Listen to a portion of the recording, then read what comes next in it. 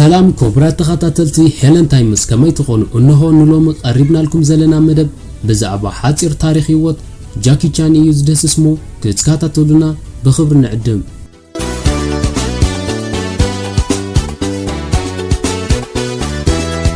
ناي هوليوود درغنيا تفتاو كمون بلوت توصاي فيلم زخونه جاكي چان دحرت صلال زمولو ناي هونغ كونغ كاراتي طبب ويدما مارشال ارت تبايل سفلت مجمارو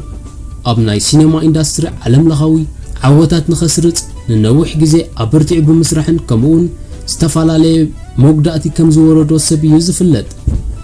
جاكي چان كاب ولادي چارلس چان كمون كاب ولاديتو ليلي چان بشوعات ميازيا شعنچاتم 254 ابتناي هونغ كونغ ببتي كتما زخونت فيكتوريا بيك توليدو ولادي چارلس ناي منغست چاينا اب سلياو نطفتات يسرح كم زنبره يزغلت ولاديتو لي دما ناي مدرخ تواسعيت نبرت بغونز دما عصفارست شيت نبرت جاكي اب نسنوتو هوركوت سلز نبره باو باو زبل ساغو وصتو از مال دما بقانقا چاينا عرر مدفع مالتيو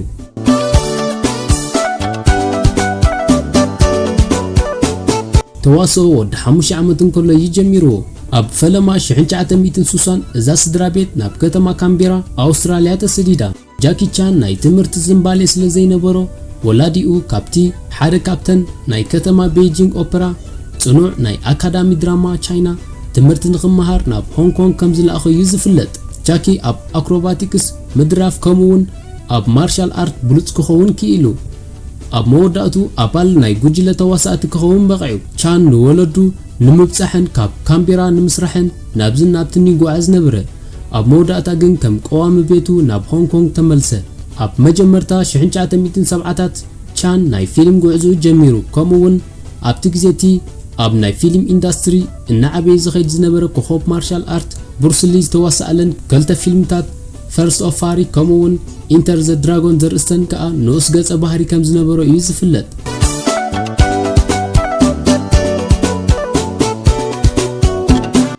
ب1973 ቻን ወደ 19 ዓመት እንከሎ ኣብ ሊትል ታይገር ኦፍ ካንቶን ዘርእስታ ፊልም ንመጀመርታ ጊዜ ከም ቀንዲ ተዋሳይ ኮይኑ ተዋሲዩ ብድሕሪ ዝውን ኣብ ኦል ኢን ዘ ፋሚሊ ዘርእስታ ናይ ኮሜዲ ትሕዝቶ ዘለዋ ፊልም ከም ዝተዋስአ ዝዝከር እዩ ب1976 ጃኪ ናብ ስድራቤቱ ናብ ከተማ ካምቤራ ኣውስትራልያ ተመሊሱ ኣብኡ ድማ ናይ ህንጻ ሰራሕተኛ ኮይኑ ስራሕ ጀሚሩ ኣብታ ዓመትቲ ጃኪ ካብ ዊሊ ቻን ዝስሙ ኣፍራይ ፊልም ኣብ ሆንግ ኮንግ ከም ኪላ ካራተ ኮይኑ ክዋሳዕ ዕድል ክረክብ ኪኢሉ ጃኪ ኣብታ ዘ ኒው ፈርስት ኦፍ ፋሪ ዘርእስታ ፊልም ከም ቀንዲ ተዋሳይ ኮይኑ ከም ሰርሕ እዩ ዝፍለጥ ب1978 ጃኪ ኣብ ስኔክ ኢን ዘ ኢግል ሻዶው ዘርእስታ ፊልም ተዋሲዩ እዛ ፊልም ንጃኪ ኣብ ናይ ፊልም ዘበኑ ዓቢ ዓወት ከጨብጥ ኣኽኣለቶ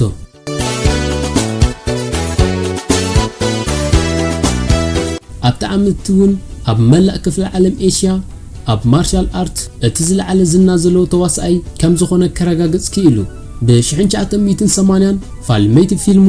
ዘ ያንግ ማስተር ዘርእስታ ክደርስ ኪኢሉ ب1982 ድማ ኣብ ፊልም ድራጎን ሎርድ ዘርእስታ ከም ደራሲን ኮኸብ ተዋሳይን ኮይኑ ከም ሰርሐ እዩ ዝዝከር ب1982 ጃኪ ታይዋናዊ ተዋሳይት ሊንግ ፈንግጃው ከም ዝተመርዓወ ይፍለጥ ጄሲ ቻን ኣብዚ ግዜ እዚ ደራፋይን ተዋሳይን ከም ዝኾነ እዩ ዝፍለጥ ب1983 ቻን ኣብ ፕሮጀክት ኤ ዘርእስታ ፊልም ኮኸብ ተዋሳይ ነበረ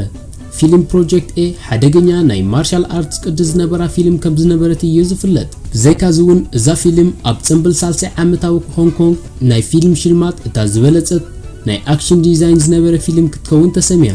ب1985 ጃኪ ደራሲ ኣፍራይ ከሙን ኮኸብ ተዋሳይታ ናይ ኮሜዲ ከሙን ናይ አክሽን ትሕዝቶ ዘለዋ ፊልም ዘ ፖሊስ ስቶሪ ከም ዝነበረ እዩ ዝፍለጥ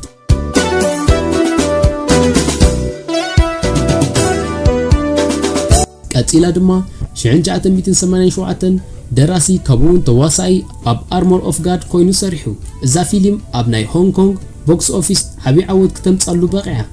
ጃኪ ካብ 1988 ክሳብ 1998 ካብ ሆሊውድ ገዚፍ ቁጥርታት ናይ ስራሕ ጠለብ ክመጾ ጀሚሩ ከም በዓል ዘ ፖሊስ ስቶሪ 2 አርሞር ኦፍ ጋድ 2 ፖሊስ ስቶሪ 3 ወዘተ መጾ ኣብ ፈለማ ጃኪ ከም ርጉም ገጸ ባህሪ ሒዙ ኮይኑ ክዋሳእ በሆሊውድ ጠለብ እኳ እንተተገብረሉ እንተኾነ ግን ጃኪ ነዚ ጠለብ ክነጽጎ መሪጹ።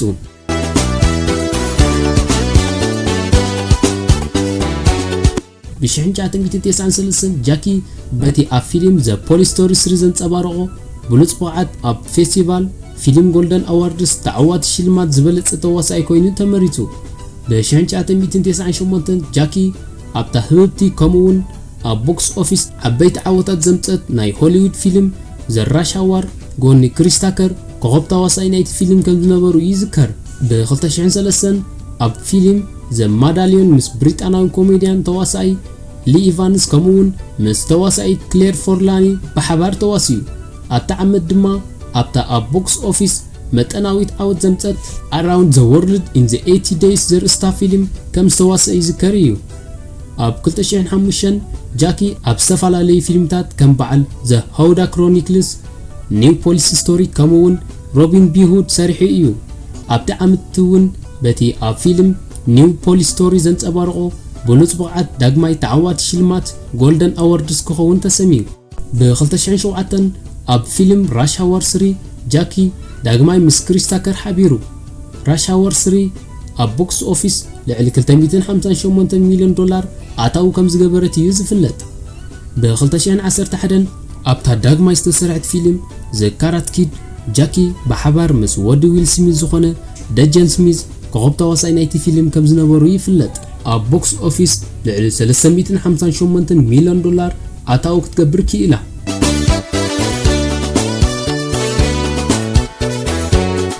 ጃኪ ኣብዛ ፊልም ዘርአዮ ብቕዓት ተዓዋቲ ሽልማት ባትኪከር ከምኡውን ተዓዋቲ ሽልማት ኒኮሎደን ኮይኑ ተሰሚዩ። ብ2011 ጃኪ መበል 1911 ዘርእስታ ናይ ፊልም ህይወት ከም ሰርሐ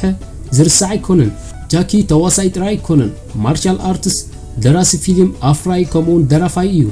ጃኪ ካብ 1984 ኣትሒዙ 20 ናይ ቮካል ኣልቡማት ዘርጊሑ እዩ። እዚ ድማ ብቋንቋ ማንደሪን፣ ጃፓኒዝ፣ ታይዋኒዝ ከምኡውን ብእንግሊዝኛ። ጃኪ ብዝለዓለ ሓደገኛ ምርኢት ዘርአየ ተዋሳኢ ናይ ጊነስ ዓለማዊ ክብረ ወሰን ተዓዊቱ ከም ዝነበረ ይፍለጥ። ኣብ ፊልም ኣርመር ኦፍ ጋድ ሓደጋ ጋጢምዎ ነይሩ እዩ። ከም ሳዕቤኑ ድማ ኣብ ሽክና ርእሱ ቀዋሚ ፕላስቲክ ከም ዝተወተፈ እዩ ዝግለጽ።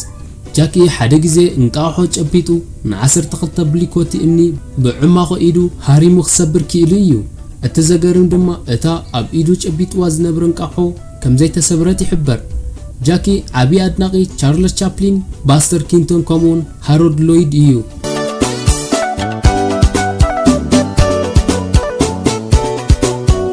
ውላድ ጃኪ ቻን ዝኾነ ጄሲ ቻን ካብ ናይ ወላዲኡ $130 ሚልዮን ዝግመት ሃብቲ ወላ ሓንቲ ከም ዘይወርስ እዩ ዝግለጽ።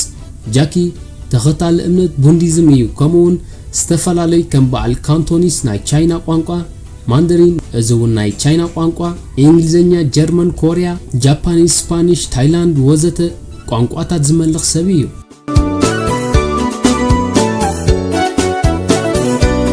ክቡራት ተኸታተልቲ ሄለን ታይምስ ንሎሚ ቀሪብናዮ ዝነበርና ሓፂር ታሪኽ ህይወት ጃኪ ቻን ነዚ ይመስል። ብዛቕረብናዮ መደብ ዓጊብኩም ክትኾኑ ትምኒትና እዩ። ኣብ መደብና ዘለኩም ርእይቶ ወይ ነቐፌታ ኣብ ቦታ ኮመንት ኣስፍሩልና። ንምትብባዕ ከዓ ሼር፣ ላይክ፣ ሳብስክራይብ ብምግባር ኣይትረስዑና እንዳበልና ኣብ ዝመጽእ ብኻልእ ክሳብ ንራኸብ ሰሰናይ